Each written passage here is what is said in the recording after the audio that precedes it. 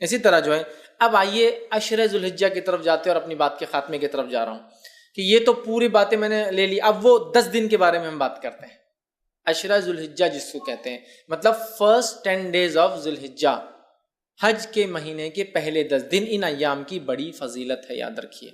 پہلے ذوالحجہ سے لے کر یوم النحر، مطلب 1 تاریخ سے لے کر 10، اور 10 کے دن ہم کیا مناتے ہیں؟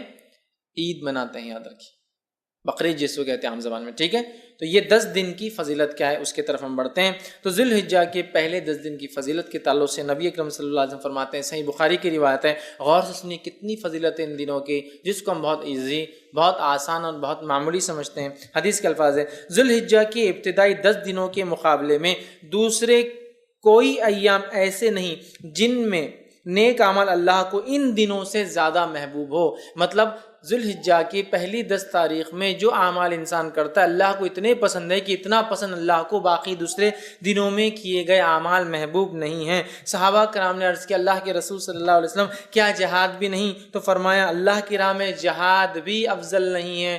مطلب اتنا افضل ہے اس مہینے میں اعمال کرنا کہ ایک آدمی عام دنوں میں اگر جہاد بھی کرے تو ان دنوں میں کیے گئے اعمال کی برابری نہیں کر سکتا۔ تو آپ نے ہاں جہاد بھی نہیں سوائے اس مجاہد کے جو اللہ کی راہ میں نکلے، جان بھی لے جائے، مال بھی لے جائے، جان بھی چلی جائے، مال بھی چلے جائے، وہ زیادہ افضل ہے، باقی کوئی عمل افضل نہیں ہے۔ مطلب ذوالحجہ کے پہلے 10 دن میں آپ جو عمل کریں گے وہ عمل جہاد سے بھی زیادہ افضل ہے۔